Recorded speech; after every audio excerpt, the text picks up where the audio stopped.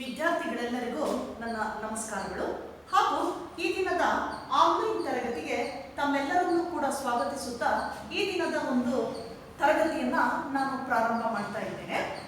ನಿನ್ನೆಯ ಒಂದು ತರಗತಿಯಲ್ಲಿ ನಾವು ಏನು ಬಯೋಮಾಲಿಕ್ಯೂಲ್ಸ್ ಅನ್ನುವಂತಹ ಒಂದು ಚಾಪ್ಟರ್ ಅಲ್ಲಿ proteins, lipids, then nucleic acids ಈ ಗ್ರೂಪ್ಗಳ ಬಗ್ಗೆ ಸ್ಟಡಿ ಮಾಡ್ತಾ ಹೋದ್ವಿ.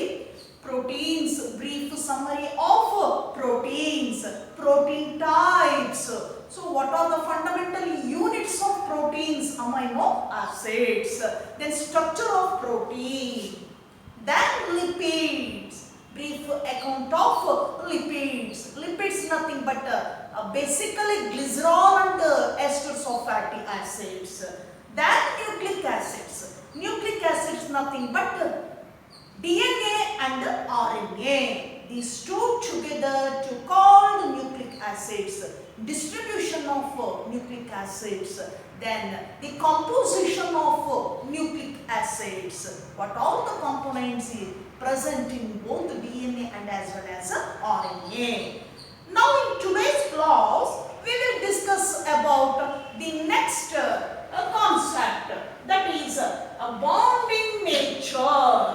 Bonding nature.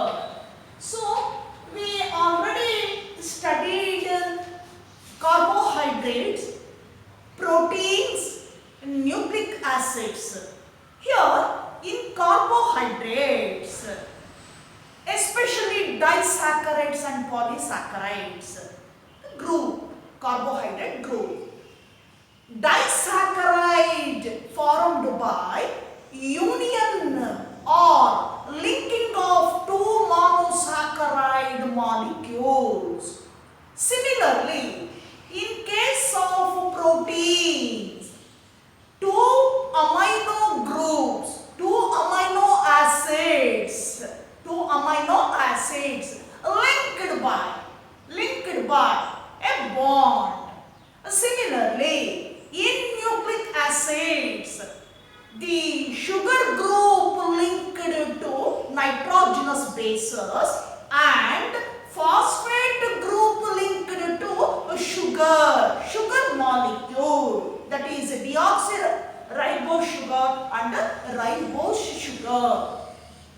So all these molecules, either in protein or in carbohydrates or in nucleic acids, the joining or connecting of molecules by a bond, a specific bond, nothing but a bridge.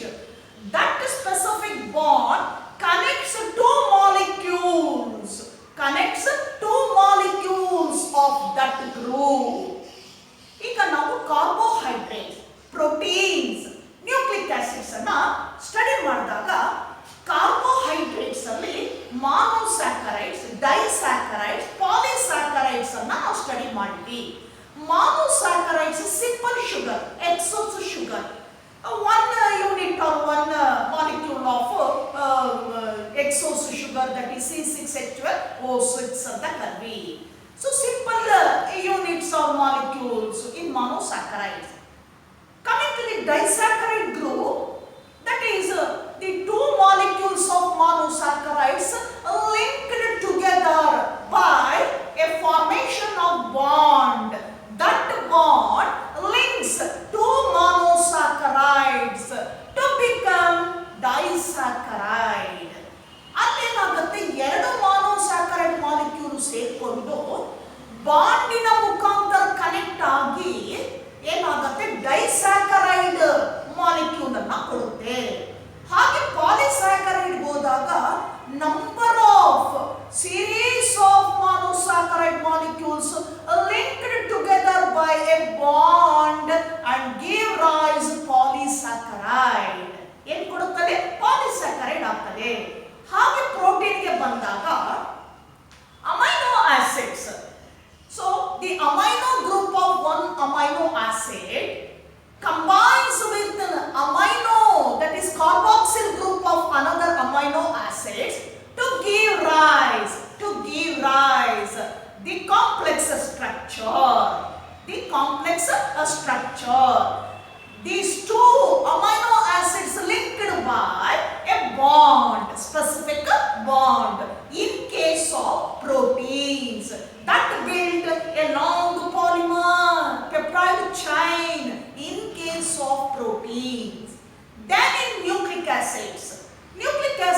ಬಂದಾಗ ಏನು DNA ಇದೆ, so complex structure, that is double helical structure. DNA ಯಾವಾಗಲೂ ನಾವು ಹೇಗೆ ಹೇಳಿದ್ವಿ, double stranded structure. 2 strands ಇದೆ DNA ನಲ್ಲಿ. RNA ನಲ್ಲಿ 1 ಸ್ಟ್ರಾಂಡ್ ಇದೆ, ಸಿಂಗಲ್ ಸ್ಟ್ರಾಂಡೆಡ್. ಆ DNA ನಲ್ಲಿರುವಂತ components sugar, phosphate group and nitrogenous bases, purine and pyrimidine. Sugar group attached to nitrogenous bases, by a bond. ಒಂದು ಬಾಂಡಿನಿಂದ ಅಟ್ಯಾಚ್ ಆಗ್ತದೆ. Similarly, phosphate group also attached to sugar group by a bond. So the bond nothing but the bridge that connects two molecules. Formation of bond nothing but that connects two molecules. Bond ಅಂತಕ್ಕಂಥದ್ದು ಏನ್ ಮಾಡುತ್ತೆ, ಇದು ಎರಡು molecules ಅನ್ನ join ಮಾಡುತ್ತೆ. ಒಂದು bridge ಇದ್ದ ಹಾಗೆ, ಸೇತುವೆ ಇದ್ದ ಹಾಗೆ ಎರಡು ಮಾಲಿಕ್ಯೂಲ್ಸ್ ಅನ್ನ ಜಾಯಿನ್ ಮಾಡುವಂತದ್ದನ್ನ ಕನೆಕ್ಟಿಂಗ್ ಲಿಂಕ್ ಅಂತಾನೂ ಹೇಳ್ಬಹುದು. ಅದನ್ನ ನಾವು ಬಾಂಡ್ ಅಂತ ಕರಿತೇವೆ. Now, in biomolecules, we already studied in carbohydrates, proteins and nucleic acids. In all these 3 groups, how the bond is formed? What is the name of that bond? Then that bond links which molecule? ಈ 3 group ಅನ್ನು ನೋಡಿದಾಗ bond formation ಆಗುತ್ತೆ ಅನ್ನೋದು ಗೊತ್ತಾಯ್ತು. ಈಗ ಎಂತಹ bond ಅದು? Carbohydrates ಅಲ್ಲಿ ಲಿಂಕ್ ಕೊಡುವಂತ ಬಾಂಡು ಯಾವ ಟೈಪ್ ಬಾಂಡು, ಹಾಗೆ ಪ್ರೋಟೀನ್ ಅಲ್ಲಿ ಕೊಡುವಂತಹ ಬಾಂಡು ಯಾವ ಬಾಂಡ್ ಅದು, ಯಾವ್ಯಾವ ಮಾಲಿಕ್ಯೂಲ್ಸ್ ಅನ್ನ ಜಾಯಿನ್ ಮಾಡುತ್ತೆ. ನ್ಯೂಕ್ಲಿಕ್ ಆಸಿಡ್ಸ್ ಬಂದಾಗ ಅಲ್ಲಿ ಫಾರ್ಮೇಷನ್ ಆಗ್ತಕ್ಕಂಥ ಬಾಂಡ್ಸ್ ಯಾವುದು, ಯಾವ ಮಾಲಿಕ್ಯೂಲ್ಸ್ ಅನ್ನ ಜಾಯಿನ್ ಮಾಡುತ್ತೆ ಅನ್ನೋದನ್ನ ನಾವು ಈಗ ಸ್ಟಡಿ ಮಾಡ್ತಾ ಹೋಗೋಣ. Let me study the types of bonds. Then those bonds linked which type of molecules with details. Now, the bonding nature or bond nature in carbohydrates. The bond is formed between 2 carbon molecules of 2 adjacent monosaccharides. That bond is called as glycosidic bond. ನಾವು ಈ ಒಂದು carbohydrates ಅಲ್ಲಿ ಏನು bond formation ಆಗ್ತದೆ, ಇದು ಯಾವ ರೀತಿ formation ಆಗ್ತದೆ ಅಂದಾಗ, ಒಂದು ಮಾನೋಸ್ಯಾಕರೈಡ್ ಏನಿದೆ ಎಕ್ಸೋ ಶುಗರ್, ಇನ್ನೊಂದು ಮಾನೋಸ್ಯಾಕರೈಡ್ ಮಾಲಿಕ್ಯೂಲ್ ಏನಿದೆ, ಇವೆರಡು ಲಿಂಕ್ ಆಗಬೇಕಾದ್ರೆ ಇಲ್ಲಿರ್ತಕ್ಕಂಥ ಕಾರ್ಬನ್, ಒಂದು ಮಾನೋಸ್ಯಾಕರೈಡ್ ನ carbon molecule combines with another carbon molecules of another monosaccharide to build a bond. ಇವೆರಡರ ನಡುವೆ ಜಾಯಿನಿಂಗ್ ಆಗ್ತದೆ. That is the bond between 2 carbon molecules of 2 adjacent monosaccharides. ಎರಡು ಮಾನೋಸ್ಯಾಕರೈಡ್ಸ್ ನಲ್ಲಿ ಈಗ ಬಾಂಡ್ ಏನಾಗುತ್ತೆ, ಲಿಂಕ್ ಮಾಡುತ್ತೆ, 2 ಯೂನಿಟ್ಸ್ ಅನ್ನ ಲಿಂಕ್ ಮಾಡುತ್ತೆ. ಆಗ ಇದೇನಾಗುತ್ತೆ, ಡೈಸ್ಯಾಕರೈಡ್ ಆಗುತ್ತೆ. ಈಗ ಹೇಗೆ ಫಾರ್ಮೇಷನ್ ಆಗ್ತದೆ ಬಾಂಡು ಅಂದಾಗ, ಒಂದು ಮಾನೋಸ್ಯಾಕರೈಡ್ ನ ಕಾರ್ಬನ್ ಮಾಲಿಕ್ಯೂಲ್ ಏನಿದೆ combines with another carbon molecule of another monosaccharide unit by a bridge or by a connection, that is bond. ಬಾಂಡಿನ ರೂಪದಲ್ಲಿ ಎರಡನ್ನ ಏನ್ ಮಾಡುತ್ತದು, ಲಿಂಕ್ ಮಾಡ್ತದೆ. ಆ ಎರಡು ಯಾವ ಪೊಸಿಷನ್ ಲಿಂಕ್ ಆಗುತ್ತೆ ಬಾಂಡ್, ಒಂದು ಕಾರ್ಬನ್, ಒಂದು ಮಾನೋಸ್ಯಾಕರೈಡ್ ನ ಕಾರ್ಬನ್ ಮಾಲಿಕ್ಯೂಲ್ಗೆ ಮತ್ತೊಂದು ಮಾನೋಸ್ಯಾಕರೈಡ್ ನ ಕಾರ್ಬನ್ ಮಾಲಿಕ್ಯೂಲ್ಗೆ ಲಿಂಕ್ ಆಗ್ತದೆ. That bond is called as glycosidic bond. Glycosidic bond ಅಂತ ಕರೀತೇವೆ. So in case of carbohydrates, the formation of bond is called as glycosidic bond. That glycosidic bond formed or connect between 2 adjacent monosaccharides by carbon carbon molecule. ಎಲ್ಲೇ ಯಾವ್ದು ನಡುವೆ formation ಆಗ್ತದೆ? Carbon carbon molecule ನ ಎರಡು ಮಾನೋಸ್ಯಾಕರೈಡ್ ಗೆ link ಮಾಡುತ್ತೆ. That bond is called as glycosidic bond. Then another bond called as peptide bond. Peptide bond. Another bond is called as peptide bond. We can see peptide bond in proteins.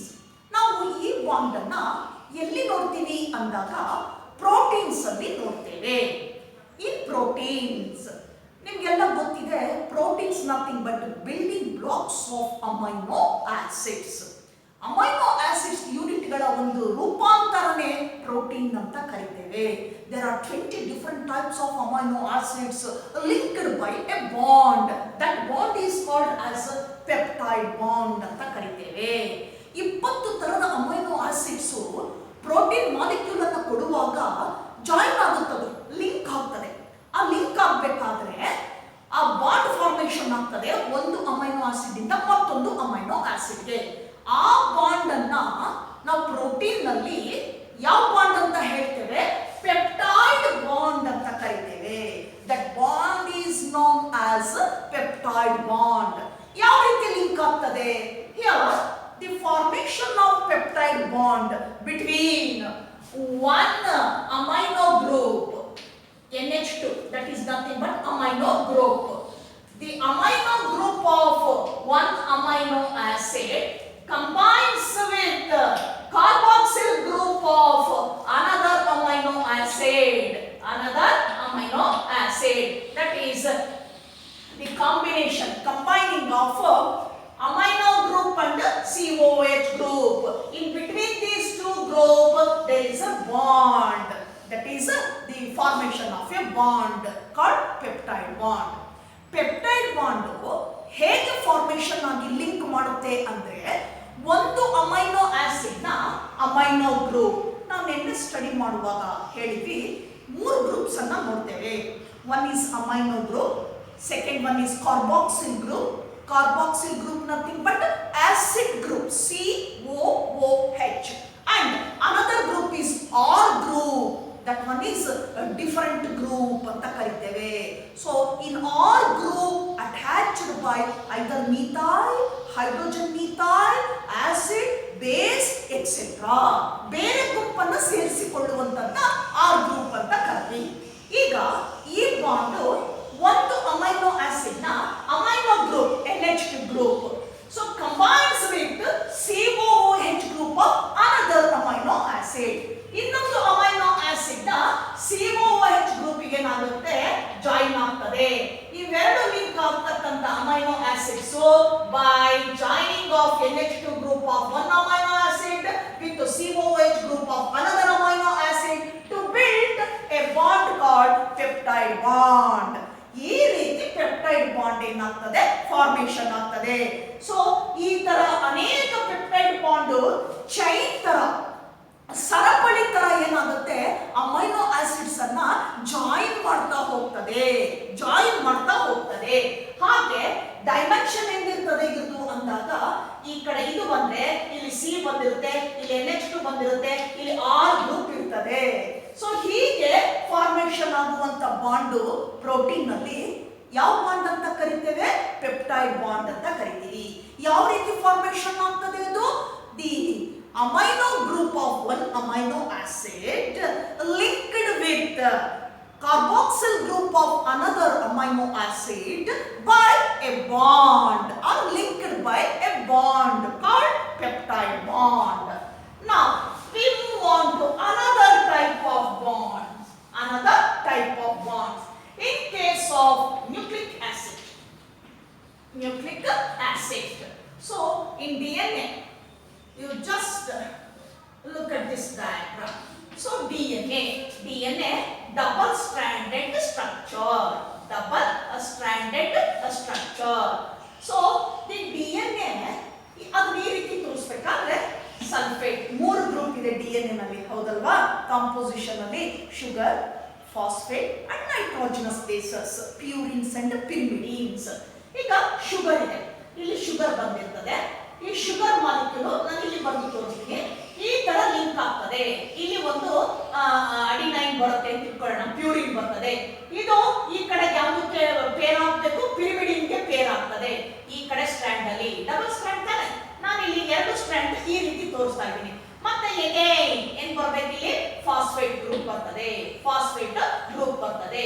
ಈ ಕಡೆ phosphate ಬರ್ತದೆ, ಮತ್ತೆ again sugar ಬರುತ್ತೆ. ಈಗ sugar ಮಾತ್ರ ಏನಾಗುತ್ತೆ, ಈ purine ಮತ್ತೆ ಪಿರಿಮಿಡಿನ್ ಗ್ರೂಪ್ ಆಡ್ ಆಗುವಂತದ್ದು.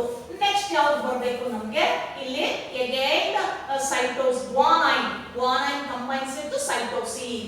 ಮತ್ತೆ ಇಲ್ಲಿ ಫಾಸ್ಫೇಟ್ ಗ್ರೂಪ್, ಮತ್ತೆ ಇಲ್ಲಿ ಏನಾಗುತ್ತೆ, ಯಾವುದಕ್ಕೆ ಗ್ವಾನೈನ್ ಇಲ್ಲಿ ಬರುತ್ತೆ. ನೆಕ್ಸ್ಟ್ ಶುಗರ್ ಈ ತರ ಜಾಯಿನ್ ಆಗ್ತಾ ಬರ್ತದೆ, ಈ ತರ ಜಾಯಿನ್ ಆಗ್ತಾ ಬರುತ್ತೆ. ಇಲ್ಲಿ ಬೇಸಸ್ ನೋಡ್ತೀವಿ ನಾವು, AT GC TA CG ಈ ತರ ಬೇಸಸ್ ಲಿಂಕ್ ಆಗಿರ್ತದೆ. ಈ ಬೇಸ್ಗೂ ಇಲ್ಲಿಗೂ ಶುಗರ್ ಮಾಲಿಕ್ಯೂಲ್ ಇರುತ್ತೆ, ಈ ಕಡೆ ಶುಗರ್ ಮಾಲಿಕ್ಯೂಲ್ ಇರ್ತದೆ. ಈ ಶುಗರ್ ಮಾಲಿಕ್ಯೂಲ್ಗೆ ಇಲ್ಲಿ ಒಂದು ಫಾಸ್ಫೇಟ್ ಗ್ರೂಪ್, ಇಲ್ಲಿ ಒಂದು ಫಾಸ್ಫೇಟ್ ಗ್ರೂಪ್ ಜಾಯಿನ್ ಆಗಿರ್ತದೆ. ಈಗ ನೋಡೋಣ how these groups joined by the formation of bond in case of nucleic acids. In nucleic acids, example DNA. Here in DNA, sugar molecule linked with purine, that is nitrogenous bases on either side. ಯಾಕೆಂದ್ರೆ double stranded ಇದು, ಈ ಕಡೆ ಒಂದು ಬಂದ್ರೆ ಈ ಕಡೆ ಬಂದಿದೆ strand, ಹಾಗಾಗಿ ಈ ಕಡೆ ಒಂದು ತೋರಿಸ್ತಾ ಇದ್ದೀನಿ ನಾನು ಲಿಂಕ್ ಅನ್ನ.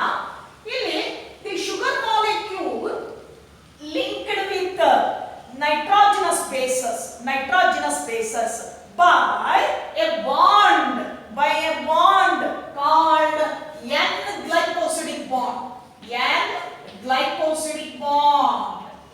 Glycosidic bond. ಈ ಬಾಂಡ್ ಅನ್ನ ಏನಂತ ಕರಿತೀವಿ, N-glycosidic bond. ಯಾಕೆ ಗ್ಲೈಕೋಸಿಡಿಕ್ ಅಂತ ಕರಿತೀವಿ, ಶುಗರ್ ಮಾಲಿಕ್ಯೂಲ್ ಏನಾಗಿದೆ ನೈಟ್ರೋಜನಸ್ ಬೇಸಸ್ಗೆ ಲಿಂಕ್ ಆಗಿದೆ, ಹಾಗಾಗಿ ಅದನ್ನ ನಾವು N-glycosidic bond ಅಂತ ಕರಿತೀವಿ. Then simultaneously the phosphate group links to sugar. Phosphate group links to sugar molecule by a bond. ಮತ್ತೆ ಒಂದು ಬಾಂಡ್ ಗಿಂತ ಫಾಸ್ಫೇಟ್ ಏನಾಗಿದೆ ಶುಗರ್ ಗೆ ಸೇರಿಕೊಂಡಿದೆ. This bond is called as phosphoester bond. ಏನಂತ ಕರಿತೀವಿ, phosphoester bond. Ester bond. Then two molecules of phosphate, two groups of phosphate linked to sugar by two bonds. ಇಲ್ಲಿ ಒಂದು ಫಾಸ್ಫೇಟ್ ಗ್ರೂಪ್ ಶುಗರ್ ಗೆ join ಆಗಿದೆ, ಇಲ್ಲಿ ಒಂದು ಫಾಸ್ಫೇಟ್ ಗ್ರೂಪ್ ಶುಗರ್ ಗೆ join ಆಗಿದೆ. So two phosphate group linked to sugar molecule by a bond called phosphodiester bond. Ester bond. So in the nucleic acids, the formation of glycosidic bond, N-glycosidic bond, that connects sugar molecule to bases. Whereas phosphate group joined to sugar molecule, one phosphate group joined to sugar molecule by phosphoester bond. Two molecules, two group of phosphate linked to sugar by phosphodiester bond.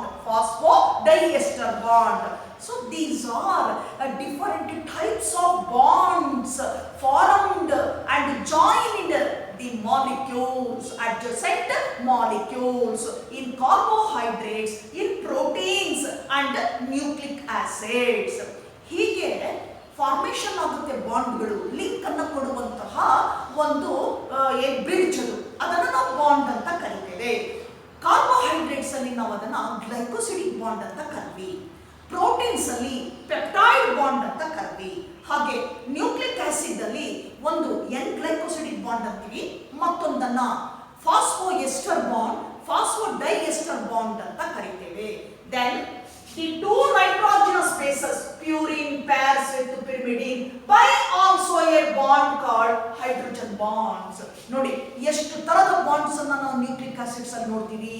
Glycosidic bond, phosphoester bond, phosphodiester bond and hydrogen bonds. ಇದು ಇಲ್ಲಿಗೆಲ್ಲ ಈ peer ಆಗುವಂತ nitrogenous basis ಗೆ ಮಧ್ಯ ಈ ತರ steps ತರ ಕಾಣುತ್ತಲ್ಲ, this is nothing but bond.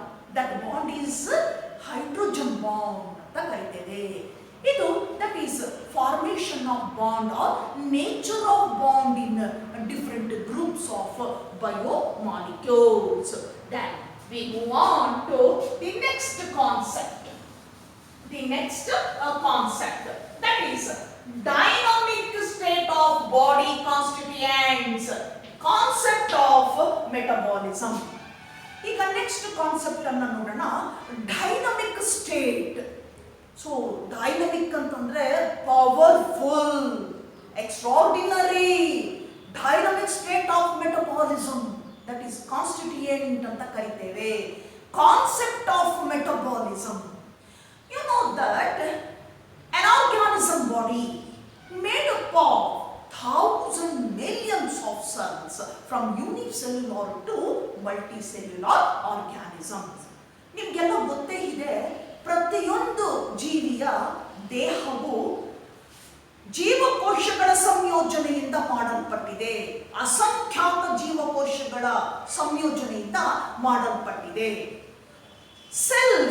Cells in the body, in the organism body, make different functions. ಈ ಸೆಲ್ಸ್ ಏನ್ ಮಾಡುತ್ತೆ, ಅನೇಕ ಕಾರ್ಯಗಳನ್ನು ಮಾಡುತ್ತೆ ಬಾಡಿನಲ್ಲಿ. Make different functions.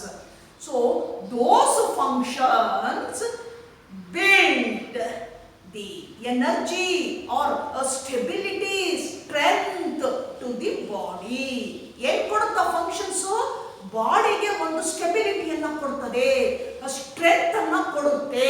ಈ ಎಲ್ಲ ಫಂಕ್ಷನ್ಸ್ ಏನು ಜೀವಕೋಶಗಳು ಮಾಡುವಂತ ಫಂಕ್ಷನ್ಸ್ ಏನಿದೆ, ಸ್ಟೆಬಿಲಿಟಿ, ಸ್ಟ್ರೆಂತ್ ಅನ್ನು ಕೊಡುವಂತದ್ದು ಬಾಡಿಗೆ, ಆರ್ಗ್ಯಾನಿಸಮ್ ಬಾಡಿಗೆ ಕೊಡುವಂತದ್ದು. So in biomolecules, you know that all cells made up of molecules, biomolecules. You know that. ನಿಮಗೆಲ್ಲ ಗೊತ್ತಿದೆ, ನಾವು ಅರ್ಲಿಯರ್ ಕ್ಲಾಸ್ ಅಲ್ಲಿ ಸ್ಟಡಿ ಮಾಡಿದ್ವಿ. ಈ ಕಾಂಪೋನೆಂಟ್ಸ್ ಬಯೋಮಾಲಿಕ್ಯೂಲ್ಸ್ ಅಂತಕ್ಕಂಥದ್ದು ಪ್ರೈಮರಿ ಮೆಟಬೊಲಾಯ್ಡ್ಸ್, ಸೆಕೆಂಡರಿ ಮೆಟಬೊಲಾಯ್ಡ್ಸ್ ಅಂತ ಸ್ಟಡಿ ಮಾಡಿದ್ವಿ. ಆ ಎಲ್ಲ ಕಾಂಪೋನೆಂಟ್ಸ್ ಕಾಂಪೋಸಿಷನ್ ಎಲ್ಲಿದೆ? ಸೆಲ್ ಅಲ್ಲಿದೆ. So cells made up of the composition of all metabolites, nothing but biomolecules. ಎಲ್ಲ ಜೀವಕೋಶಗಳಲ್ಲೂ ಆ ಮಾಲಿಕ್ಯೂಲ್ಸ್ ಇದೆ, ಕಂಪೋಸಿಷನ್ ಇದೆ. ಈಗ ಈ ಮಾಲಿಕ್ಯೂಲ್ಸ್ ಏನಾಗ್ತದೆ in the living state of the organism body, in the cell, particular ಆಗಿ ಸೆಲ್ ಅಲ್ಲಿ ಏನಾಗುತ್ತೆ biomolecules during the time of activity, that is a function. ಆ ಸೆಲ್ ಫಂಕ್ಷನ್ ಮಾಡುವಾಗ, ಫಂಕ್ಷನಬಲ್ ಆಗಿರುವಾಗ ಏನಾಗ್ತದೆ, biomolecules in the cells now converted or turned into the another type of molecules during the functioning of cells. ಜೀವಕೋಶಗಳು ಕೆಲಸ ಮಾಡುವಾಗ biomolecules ಏನಿದೆ, ಆ components ಎಲ್ಲ ಪ್ರತಿ ಜೀವಕೋಶದಲ್ಲೂ ಇದೆ. ಆ ಕೆಲಸದ ಸಮಯದಲ್ಲಿ ಇರುವಂತ ಬಯೋಮಾಲಿಕ್ಯೂಲ್ಸ್ ಏನಾಗುತ್ತೆ, ಇನ್ನು ಚೇಂಜ್ ಆಗುತ್ತೆ. So they changed or altered into new type. ಇರುವಂತ ಒರಿಜಿನಾಲಿಟಿಯಿಂದ ಏನಾಗುತ್ತದು ಬೇರೆ ಟೈಪ್ಗೆ ಟರ್ನ್ ಆಗ್ತದೆ, ಬೇರೆ ಮಾಲಿಕ್ಯೂಲ್ಸ್ ತರ ಟರ್ನ್ ಆಗ್ತದೆ. By that time biomolecules turned to the new molecules during the time of functioning of cells. ಹೇಗೆ ಟರ್ನ್ ಆಗ್ತದೆ ಅದು ಅಂದಾಗ, those biomolecules during the functioning of cells, the activities in cell is different. ಪ್ರತಿಯೊಂದು function ಏನಾಗಿರ್ತದೆ quite different, ಬೇರೆ ಬೇರೆ ಆಗಿರ್ತದೆ. By that time one function requires one type of molecule, another function requires another type of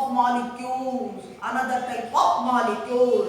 Hence, biomolecules in the cells by that time turned or changed to new molecules.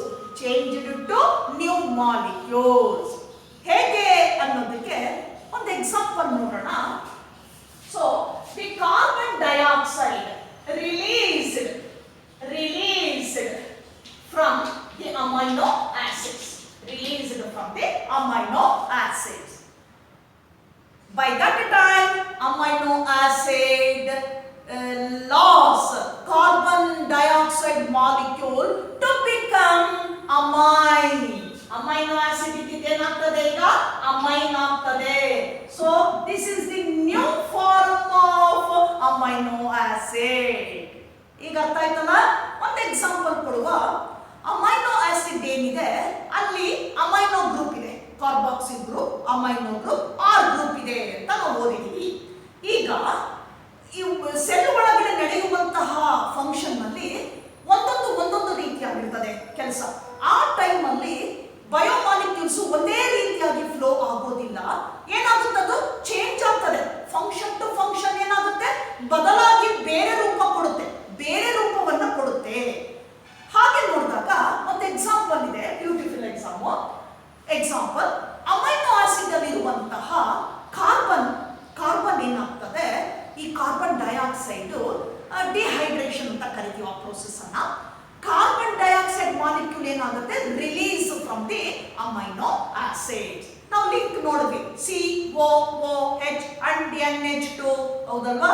COOH ಅಲ್ಲಿ ಏನಾಗ್ತದೆ, CO2 ಬರುತ್ತೆ, ಈ ಕಡೆ ಬಂದು hydrogen ಅಲ್ಲೇ ಉಳ್ಕೊಳ್ತದೆ. ಹಾಗೆ amino acid ಅಲ್ಲಿ ಒಂದು ಕಾರ್ಬನ್ ಡೈಆಕ್ಸೈಡ್ ಮಾಲಿಕ್ಯೂಲ್ ಹೊರಗೆ ಬಂದಾಗ, ರಿಲೀಸ್ ಆದಾಗ, ಆ ಅಮೈನೋ ಆಸಿಡ್ ಏನಾಗುತ್ತಾಗ, ಅಮೈನೋ ಆಸಿಡ್ ಇರುವಂತದ್ದು ಅಮೈನ್ ಆಗಿ ಕನ್ವರ್ಟ್ ಆಗ್ತದೆ. ಅಮೈನ್ ಆಗಿ ಕನ್ವರ್ಟ್ ಆಗ್ತದೆ. That is the turn off new molecule. That is biomolecule in turn off new molecule. ಆ ಹಳೆಯ ಇರುವಂತ ಮಾಲಿಕ್ಯೂಲ್ ಹೊಸ ರೂಪವನ್ನು ಪಡ್ಕೊಳ್ಳುತ್ತೆ.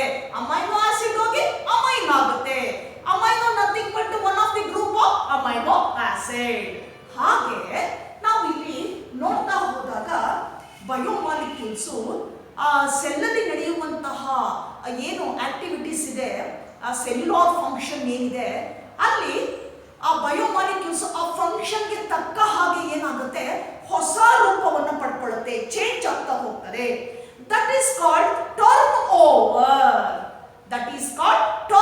Over. That means the altered or changed biomolecules from one type to another type in the cellular activities in the cell. That is called turnover. ಅದನ್ನ ಏನಂತ ಕರೆಯೋಣ, process ಅನ್ನ turnover. So all reactions in the cell together constitute as metabolism. ಈಗ ಜೀವಕೋಶದಲ್ಲಿ ನಡೆಯುವಂತಹ different activities ಇದೆಯಲ್ಲ, functions ಇದೆಯಲ್ಲ, ಇದನ್ನ ನಾವು ಒಟ್ಟಾಗಿ ಏನಂತ ಕರಿತೀವಿ, ಮೆಟಬಾಲಿಸಮ್ ಅಂತ ಕರಿತೇವೆ. So the alteration R the changing of one type of biomolecules to another type in different functions. So the metabolism also termed as metabolic pathway. ಈಗ ಆ ಎಲ್ಲ ಕೆಲಸವನ್ನ ನಾವೇನಂತ ಕರಿತೇವೆ, ಜೀವಕೋಶದಲ್ಲಿ ನಡೆಯುವಂತದ್ದನ್ನ ಮೆಟಬಾಲಿಸಮ್ ಅಂತ ಕರಿತೀವಿ. ಈ ಮೆಟಬಾಲಿಸಮ್ ಒಂದೇ ವೇನಲ್ಲಿಲ್ಲ, ಒಂದೇ ದಾರಿಯಲ್ಲಿಲ್ಲ. ಯಾಕೆಂದ್ರೆ ಬೇರೆ ಬೇರೆ ಬೇರೆ ಫಂಕ್ಷನ್ಸ್ ಎಲ್ಲ ಒಗ್ಗೂಡಿಸ್ಕೊಂಡಿದೆ, ಅದಕ್ಕೆ ಅನೇಕ ರೂಟ್ಗಳಿದೆ.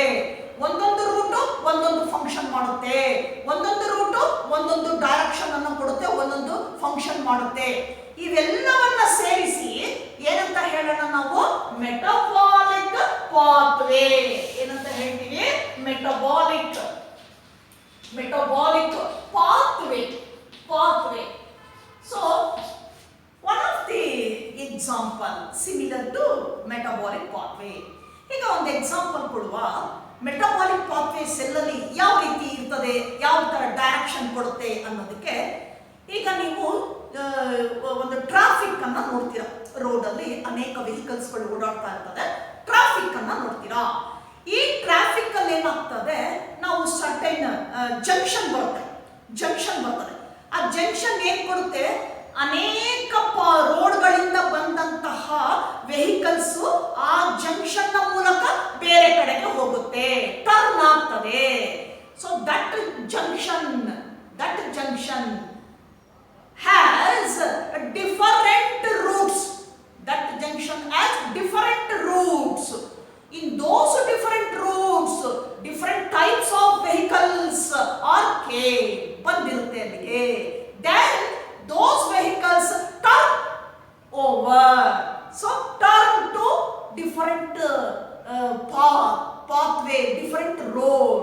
ಈಗ ಬಂದಂತವು ಜಂಕ್ಷನ್ ಇಂದ ಏನಾಗುತ್ತೆ? ಬೇರೆ ಕಡೆಗೆ ಟರ್ನ್ ಆಗ್ತದೆ. Similar type in cell. So metabolism ಅಂದಾಗ ಒಂದು ಜಂಕ್ಷನ್ ಇದ್ದ ಹಾಗೆ ಸೆಲ್ಲಲ್ಲಿ ಎಲ್ಲ ಕೆಲಸಗಳನ್ನ ಏನ್ ಮಾಡ್ತಾರೆ, ಅದರ ಮುಖಾಂತರ ನಡೆಯುವಂಥದ್ದು, ಡೈರೆಕ್ಷನ್ ಕೊಡುವಂಥದ್ದು. ಸೆಲ್ ಒಳಗಡೆ ಇರುವಂತ ಅದು ಒಂದು ಜಂಕ್ಷನ್ ಇದ್ದಾಗೆ ಮೆಟಬಾಲಿಸಮ್ ಅಂತ ಕರಿತೀವಿ. ಇಡೀ ಸೆಲ್ ಒಳಗೆ ನಡೆಯುವಂತಹ ಬೇರೆ ಬೇರೆ ಕಾರ್ಯಗಳನ್ನ ಲೀಡ್ ಮಾಡುತ್ತೆ. ಹಾಗಾದ್ರೆ ಆ ಬೇರೆ ಬೇರೆ ಫಂಕ್ಷನ್ ಏನಿದೆ, ಆ ಡೈರೆಕ್ಟ್ ಮಾಡೋರು ಯಾರು, ಅದನ್ನ ಡೈರೆಕ್ಷನ್ ಕೊಡೋರು ಯಾರು? ಈ ಜಂಕ್ಷನ್, ಮೆಟಬಾಲಿಸಮ್ ಅನ್ನುವಂತಹ ಜಂಕ್ಷನ್. ಸೊ ಹಾಗಾದ್ರೆ ಅದನ್ನ ಏನಂತ ಕರೆಯೋಣ? Metabolic pathway. So there are so many types of routes joined in that junction, that metabolism activity.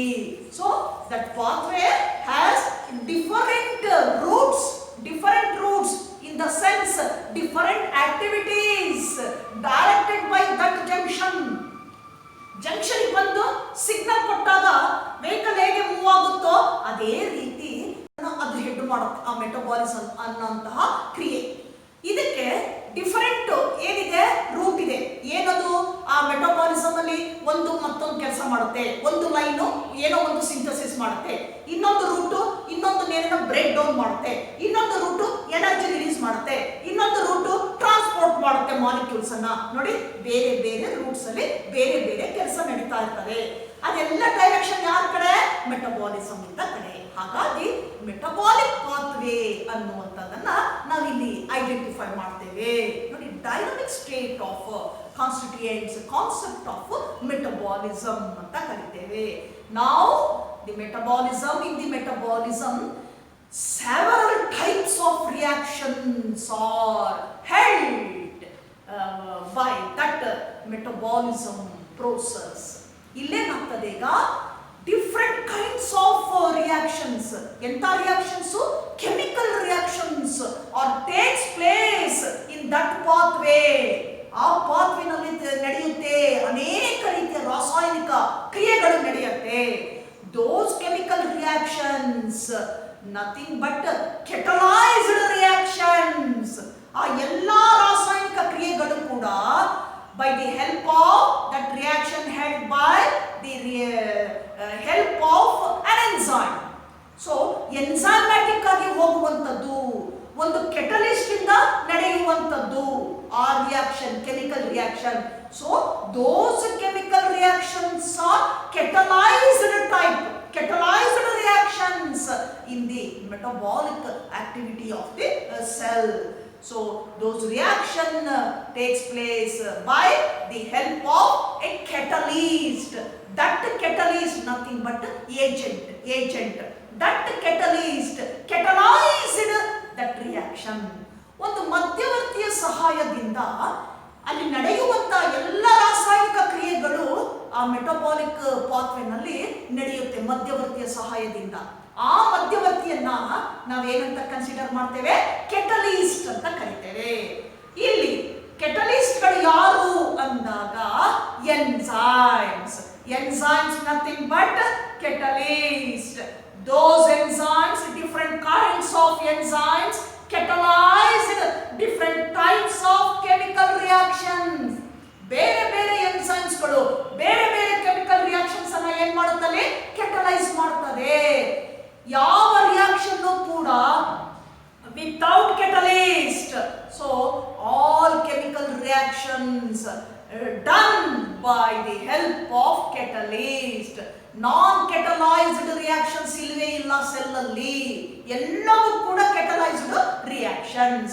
So that is the dynamic state of metabolism. ನೋಡಿ, ಆ ಒಂದು ಜಂಕ್ಷನ್ ಅಂತಕ್ಕಂಥ ಮೆಟಬಾಲಿಸಮ್ ಎಲ್ಲ ರೀತಿಯ ಸೆಲ್ಯುಲಾರ್ ಅಲ್ಲಿ ಸೆಲ್ಲಲ್ಲಿ ನಡೆಯುವಂತ ಎಲ್ಲ ಆಕ್ಟಿವಿಟೀಸ್ ಅನ್ನ ಏನ್ ಮಾಡುತ್ತದು? ಕಂಟ್ರೋಲ್ ಮಾಡ್ತದೆ ಮೆಟಬಾಲಿಕ್ ಪಾತ್ವೇ. ಈ ಎಲ್ಲ ಆಕ್ಟಿವಿಟೀಸ್ ಯಾವುದರಿಂದ ನಡೆಯುತ್ತೆ? ರಿಯಾಕ್ಷನ್ಸ್ ಇಂದ ನಡೆಯುತ್ತೆ. ಯಾವ reactions? Chemical reactions. Chemical reactions ನಡಿಬೇಕಾದ್ರೆ ಯಾರು ಬರಬೇಕು ಅಲ್ಲಿ ಏಜೆಂಟ್ ಆಗಿ? ಕೆಟಲಿಸ್ಟ್ಗಳು ಬರುತ್ತೆ. ಎಲ್ಲವೂ catalysed chemical reactions. That is the concept of metabolism. ಅದನ್ನ ಏನಂತ ಹೇಳುವ? Concept of metabolism. Now we move on to the next metabolic basis of living. So that is types of states. Metabolic state ಅಂತ ಹೇಳಿದ್ವಲ್ಲ, ಯಾವ ರೀತಿ ಇದೆ, ಯಾವ state ಅಲ್ಲಿ ನಡೆಯುತ್ತೆ? That one is metabolic basis of living. Metabolic basis of living. Metabolism. So one of the major activity of the cell.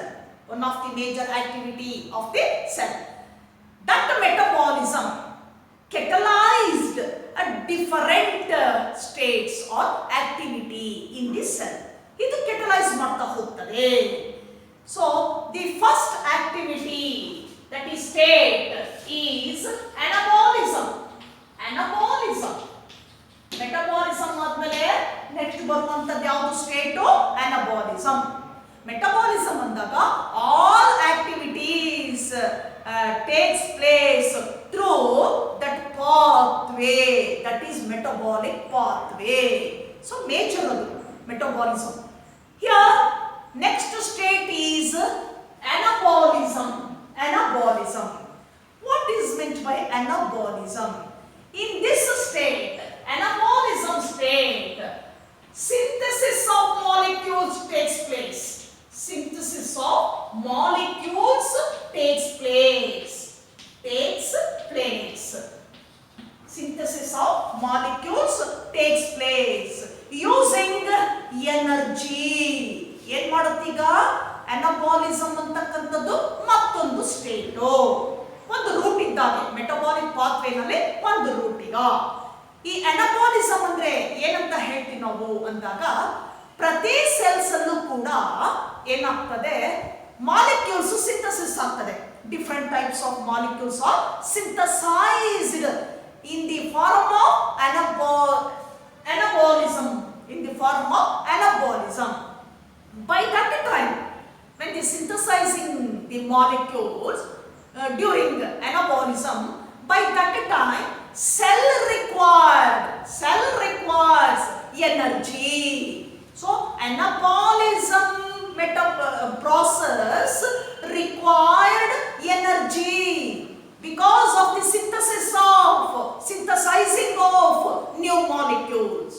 ಹೊಸ molecules ಅನ್ನು synthesis ಮಾಡುವಾಗ ಅನಾಬಾಲಿಸಮ್ ಪ್ರೋಸೆಸ್ ಅಲ್ಲಿ ಎನರ್ಜಿ ಬೇಕಾಗ್ತದೆ, ಅಲ್ಲಿ ಶಕ್ತಿ ಬೇಕಾಗ್ತದೆ ಹೊಸ ಮಾಲಿಕ್ಯೂಲ್ಸ್ ಅನ್ನು ಸಿಂಥಸಿಸ್ ಮಾಡಲಿಕ್ಕೆ. ಈ ಸ್ಟೇಟ್ ಅನ್ನ ಏನಂತ ಕರೆಯೋಣ? ಅನಾಬಾಲಿಸಮ್ ಅಂತ ಕರಿತೇವೆ. Now the another state, catabolism. Catabolism. Another state is catabolism.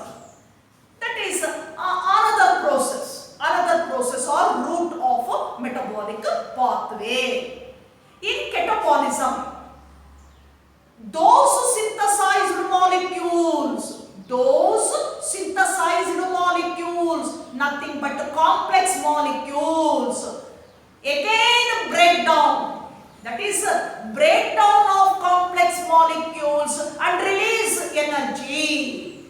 In the catabolism, breakdown of molecules and released energy during catabolism.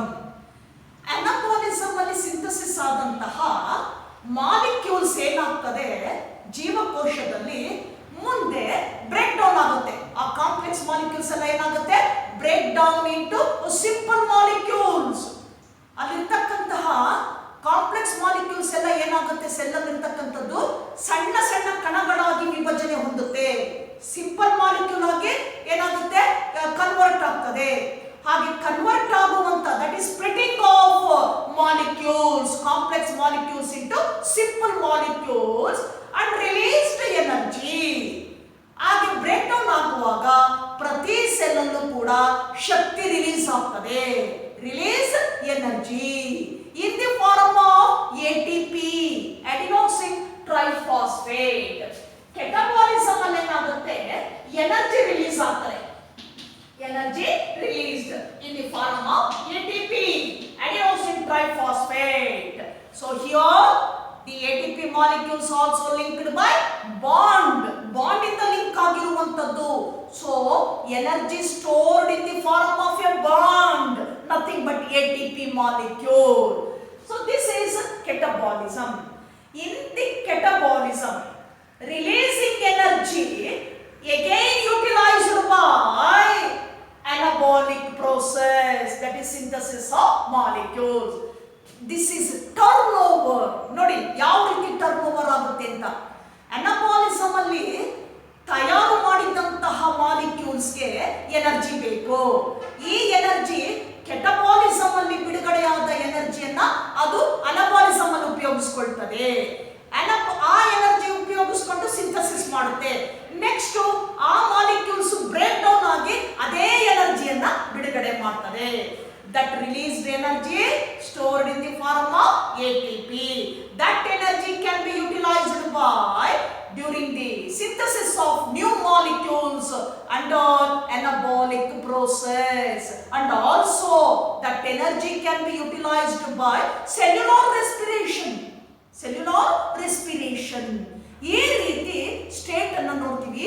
One is metabolic, another one is anabolic, and third one is catabolic pathways. Those are a living state of the cell. Anabolic, catabolic and metabolic pathway.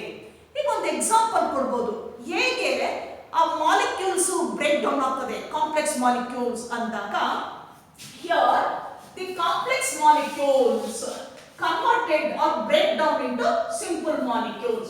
ಹೇಗೆ ಅಂದಾಗ, so one example acetic acid released from cholesterol, cholesterol nothing but the conjugated lipid ಅಂತ ಕರೀತೇವೆ. cholesterol nothing but conjugated lipid, complex molecule. cholesterol ಅಂತಕ್ಕಂಥದ್ದು fat ಅದು. So ಈ cholesterol catabolic process ಅಲ್ಲಿ ಏನಾಗ್ತದೆ, ಆ complex molecules ಎಲ್ಲ ಬ್ರೇಕ್ ಡೌನ್ ಆಗ್ತದೆ. Break down ಆದಾಗ ಸಿಂಪಲ್ ಮಾಲಿಕ್ಯೂಲ್ಸ್ ಆಗ್ತದೆ. ಆ ಚೈನ್ ಎಲ್ಲ ಏನಾಗುತ್ತೆ ಈಗ ಸ್ಪ್ಲಿಟ್ ಆಗಿ, ಬಾಂಡ್ ಎಲ್ಲ ಸ್ಪ್ಲಿಟ್ ಆಗಿ ಸಿಂಪಲ್ ಮಾಲಿಕ್ಯೂಲ್ ಕೊಡ್ತದೆ. ಆ ಸಿಂಪಲ್ ಮಾಲಿಕ್ಯೂಲ್ ಆಗಿ ಬರುವಂತದ್ದು ಯಾವುದು? Acetic acid. ಇದು ಏನ್ ತೋರಿಸುತ್ತೆ ನಮಗೆ? That is simple molecules formed by the break down of complex molecules. Then another example ನೋಡೋಣ ಇದು ಹೇಗಾಗ್ತದೆ ಅಂತಕ್ಕಂಥದ್ದು. Next glucose in the form stored in the form of acetic acid, stored in the form of acetic and pyruvic acid or acetic acid. Glucose stored in the form of acetic acid in muscles, in body muscles. So ನಮ್ಮ muscles ಅಲ್ಲಿ ಏನಾಗ್ತದೆ, glucose ಅಂತಕ್ಕಂಥದ್ದು convert ಆಗ್ಬಿಟ್ಟು simple ಇರ್ತಕ್ಕಂಥದ್ದು complex molecule ಆಗ್ತದೆ.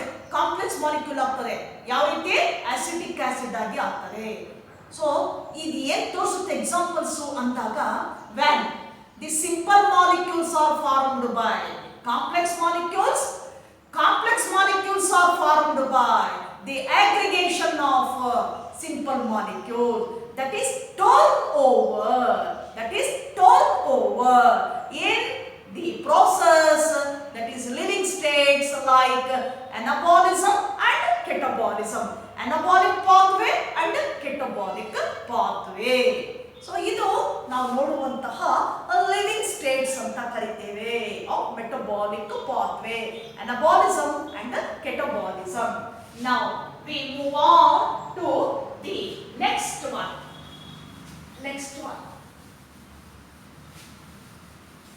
That is, so during the time of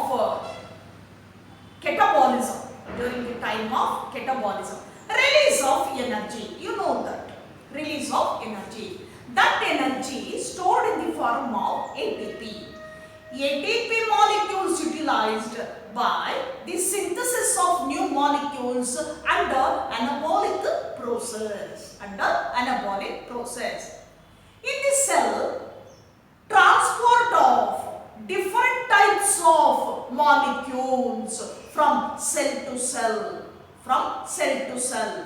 or in the body fluid. ಈಗ ಈ process ನಡೆಯುವಾಗ ಸರ್ಕ್ಯುಲೇಷನ್ ಆಗ್ತದೆ. ಸರ್ಕ್ಯುಲೇಟ್ ಆಗಬೇಕೀಗ ಮಾಲಿಕ್ಯೂಲ್ಸ್ ಏನಿದೆ ಬಾಡಿಯ ಎಲ್ಲ ಭಾಗಗಳಿಗೆ ಸರ್ಕ್ಯುಲೇಟ್ ಆಗ್ತದೆ, ಟ್ರಾನ್ಸ್ಪೋರ್ಟ್ ಆಗ್ತದೆ. ಹಾಗೆ ಟ್ರಾನ್ಸ್ಪೋರ್ಟ್ ಆಗುವಾಗ ಮಾಲಿಕ್ಯೂಲ್ಸು, ಅದು ಬಯೋಮಾಲಿಕ್ಯೂಲ್ಸು, ಹಾರ್ಮೋನ್ಸ್ ಇರ್ಬೋದು, so different types of molecules transported during the time of circulation from one part to another part of the body. By that time, when the transportation, during the time of transportation, those molecules transport with the gradient concentration. ಈಗ ಬಾಡಿಯಲ್ಲಿ circulate ಆಗುತ್ತೆ. ಯಾವುದು? ಪ್ರತಿಯೊಂದು molecules ಒಂದು ಭಾಗದಿಂದ ಮತ್ತೊಂದು ಭಾಗಕ್ಕೆ transport ಆಗುತ್ತೆ, ಸರ್ಕ್ಯುಲೇಟ್ ಆಗುತ್ತೆ. ಹೀಗೆ ಫ್ಲೋ ಆಗುವಾಗ, ಸರ್ಕ್ಯುಲೇಟ್ ಆಗುವಾಗ ಮಾಲಿಕ್ಯೂಲ್ಸ್ ಒಂದು ಗ್ರೇಡಿಯಂಟ್, ಕಾನ್ಸಂಟ್ರೇಷನ್ ಗ್ರೇಡಿಯಂಟ್ ಅನ್ನ ಹೊಂದಿರುತ್ತೆ. ಒಂದು ಕಾನ್ಸಂಟ್ರೇಷನ್ ಲಿಮಿಟ್ ಇರ್ತದೆ ಅದಕ್ಕೆ, ಕಾನ್ಸಂಟ್ರೇಷನ್. ಆ ಕಾನ್ಸಂಟ್ರೇಷನ್ ನಲ್ಲಿ ಏನಾಗ್ತದೆ, ಒಂದು ಈಕ್ವಿಲಿಬ್ರಿಯಂ ಸ್ಟೇಟ್ಗೆ ರೀಚ್ ಆಗ್ತದೆ molecules during the time of transporting. ಪ್ರತಿ ಮಾಲಿಕ್ಯೂಲ್ಸ್ ಅಷ್ಟೇನೆ ಒಂದು ಸಾಂದ್ರತೆಯನ್ನು ಇಟ್ಕೊಂಡಿರ್ತದೆ, ಕಾನ್ಸಂಟ್ರೇಷನ್ ಅನ್ನ ಇಟ್ಕೊಂಡಿರ್ತದೆ. ಆ ಕಾನ್ಸಂಟ್ರೇಷನ್ ಗ್ರೇಡಿಯಂಟ್ ಇಂದಲೇ ಅದು ಮೂವ್ ಆಗ್ತಕ್ಕಂಥದ್ದು, ಟ್ರಾನ್ಸ್ಪೋರ್ಟ್ ಆಗುವಂಥದ್ದು. ಆ ಟೈಮಲ್ಲಿ during the time of flowing from one part to another part, they reach to the state of equilibrium. Equilibrium ಸ್ಟೇಟ್ಗೆ ಹೋಗುತ್ತೆ, ತಟಸ್ಥ ಒಂದು ಸ್ಟೇಟ್ಗೆ ಹೋಗ್ತದೆ molecules. By that time those reach to the state of equilibrium, they do not work. ಏನಾಗ್ತದೆ, molecules ಅನ್ನು ನಾವು ನೋಡುವಾಗ ಸಾಮಾನ್ಯವಾಗಿ ಆ ಸ್ಟೇಟಿಗೆ ಹೋದಾಗ ವರ್ಕ್ ಮಾಡೋದಿಲ್ಲ, ತಟಸ್ಥವಾಗ್ತದೆ ಈಕ್ವಿಲಿಬ್ರಿಯಂ ಸ್ಟೇಟಿಗೆ ಹೋದಾಗ. But in the cell different activities are continuous, those functions are continuous. ಜೀವಕೋಶದಲ್ಲಿ ನಡೆಯುವ ಚಟುವಟಿಕೆಗಳು ನಿರಂತರ, ಕಂಟಿನ್ಯೂಸ್ ಆಗ್ತಾ ಇರ್ತದೆ, ಅದಕ್ಕೆ ಸ್ಟಾಪ್ ಇಲ್ಲ.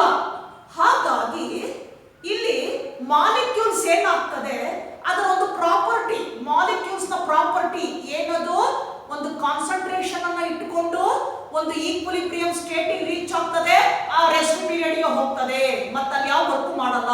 ಅದು ಒಂದು property of or nature of molecules. But in cell, ಆದ್ರೆ ಸೆಲ್ ಅಲ್ಲಿ ಫಂಕ್ಷನ್ಸ್ ಆರ್ ಕಂಟಿನ್ಯೂಸ್, ಏನಾಗ್ತದೆ, ನಿರಂತರವಾಗಿ ನಡೆಯುತ್ತೆ ಕಾರ್ಯಗಳು. ಹಾಗಾಗಿ ಏನಾಗುತ್ತೆ ಇಲ್ಲಿ, molecules by that time, that is during in transporting, So they do not reach at the equilibrium state.